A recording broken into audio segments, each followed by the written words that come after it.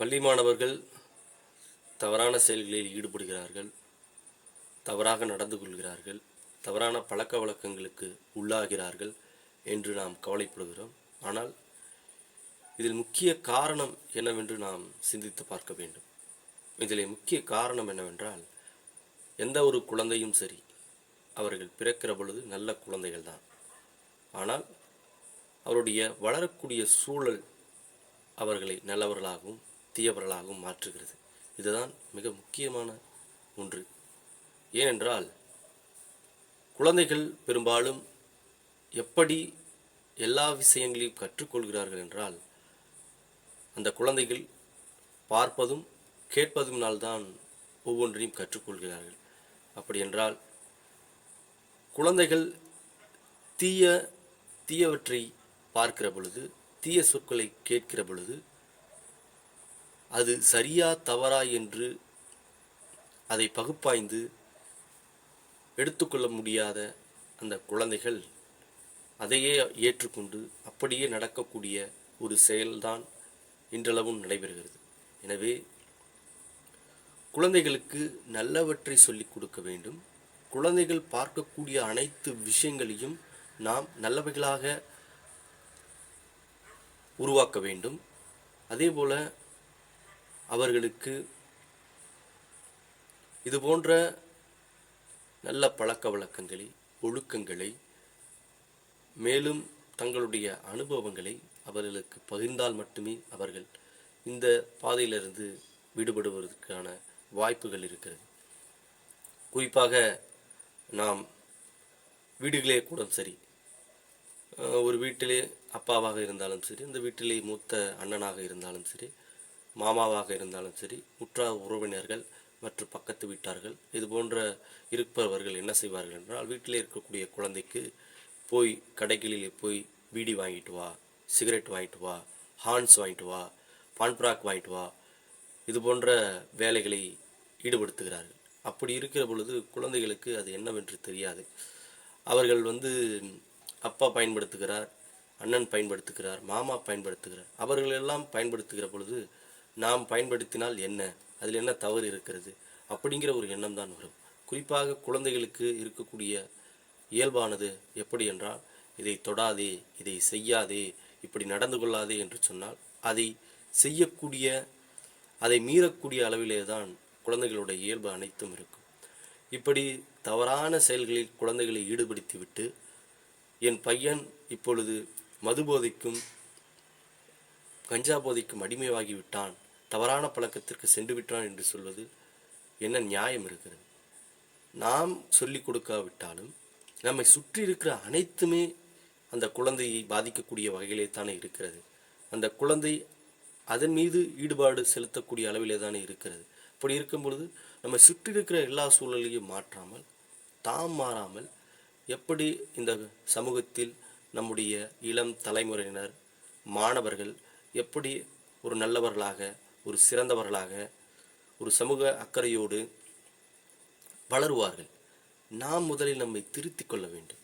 நாம் நம்மை அவர்களுடைய ரோல் மாடலாக, முன்மாதிரியாக நாம் விளங்க வேண்டும். அப்படி என்றால் குழந்தைகளுக்கு இது தவறு, இதை நாம் செய்யக்கூடாது அப்படிங்கிறத நாம் சொல்லணும்.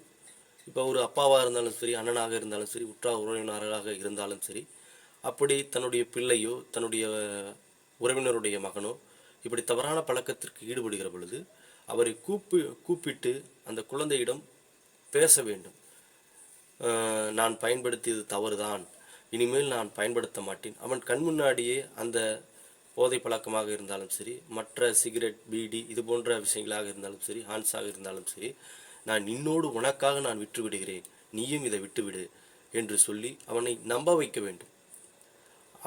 அவன் உங்கள் மீது நம்பிக்கை ஏற்படுத்தக்கூடிய வகையில் நீங்கள் செயல்பட வேண்டும்.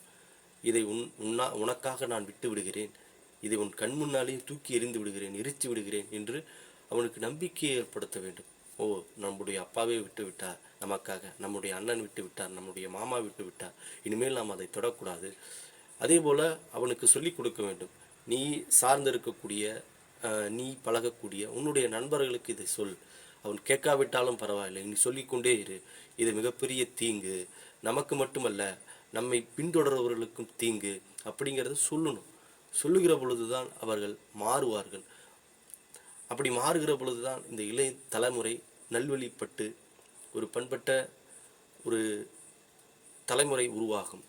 அப்படி இல்லாமல் நாம் தொடர்ச்சியாக இது போன்ற விஷயங்களை செய்து கொண்டே இருந்தால், தொடர்ச்சியாக அவர்கள் கண் முன்னாலே குற்ற செயல்களில் ஈடுபட்டால், கெட்ட வார்த்தைகளில் திட்டினால், அவர்களையே ஆன்ஸ் வாங்கிட்டு வர சொல்லி, ஸ்பீடி சிகரெட் வாங்கிட்டு வர சொல்லி அவர் முன்னாடியே குடித்தால், அதே போல் அவர்கள் முன்னாடியே மதுவுகளை குடித்தால், கஞ்சாவை போட்டால், அவனுக்கும் அதே எண்ணம்தான் வரும். ஏனென்றால் அவன் அனுபவம் பெற்ற ஆள் கிடையாது, படித்த பட்டதாரியும் கிடையாது.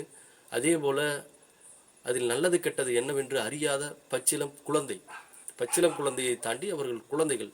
நம்மளுடைய இந்திய அரசியலமைப்பு சட்டம் என்ன சொல்கிறது? 18 வயதிற்கு கீழ் உள்ள அனைவருமே குழந்தைகள் தான். அப்படி இருக்கிற பொழுது குழந்தைகளுக்கு ஒன்றும் தெரியாது.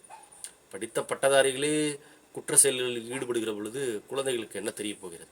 அப்படி என்றால் குழந்தைகளை நல்வழிப்படுத்த வேண்டும் என்றால் நாம் முதலில் சரியாக நடந்து கொள்ள வேண்டும் அவர்கள் முன்னாடி. அப்படி நாம் நடந்து கொள்ள தவறினால் அவர்கள் தவறான பாதைக்குத்தான் போவார்கள். இதை நாம் பொறுப்புணர்வோடு இந்த விஷயத்தை நாம் அணுக வேண்டும். ஒவ்வொருவரும் இந்த சமூகத்தில் பிறந்தோம், இந்த சமூகத்தில் பொறுப்புணர்வோடு நடந்து கொள்ள வேண்டும். அடுத்த தலைமுறைகளுக்கு நாம் வழிகாட்டியாக இருக்க வேண்டுமே தவிர அவர்கள் தவறான பாதைக்கு செல்வதற்கு நாம் ஒரு காரணமாக இருந்துவிடக் கூடாது என்கிற அக்கறை ஒவ்வொருவரிடத்திலும் இருக்க வேண்டும். அப்படி இருந்தால் மட்டுமே இளைய சமுதாயம், இளைய தலைமுறையினர் ஒரு நல்லவர்களாக, எந்த போதை பழக்கத்திற்கும், எந்த மது பழக்கத்திற்கும், எந்த தீங்கான குற்றத்தையும் செய்யாதவர்களாக அவர்கள் வளருவார்கள். அப்படி இல்லாமல் நாம் பொறுப்பை தவறி நாம் செய்யவில்லை, அவர்களே கற்றுக்கொண்டால் நாம் என்ன செய்வது அப்படி என்று பொறுப்பற்ற தனத்தில் நடந்து கொண்டால், பிறகு உங்களுடைய வீட்டில், உங்களை சுற்றியுள்ள வீட்டில், அல்லது உங்களுடைய உறவுக்காரனுடைய மகனோ பிறரோ குற்றவாளியாக கூட ஆவதற்கான சாத்தியக்கூறுகள் நிறைய இருக்குது. அப்படி என்றால் உங்கள் குடும்பத்தில், உங்கள் உறவினர் குடும்பத்தில் ஒரு குற்றவாளி உருவாவதற்கு நீங்கள் காரணமாக இருந்து விடாதீர்கள். எனவே பொறுப்புணர்வோடு நீங்கள் நடந்து கொள்ள வேண்டும் என்பதுதான் என்னுடைய தலையாய ஒரு கோரிக்கையாக உங்களிடத்தில் நான் வைக்கிறேன். நன்றி, வணக்கம்.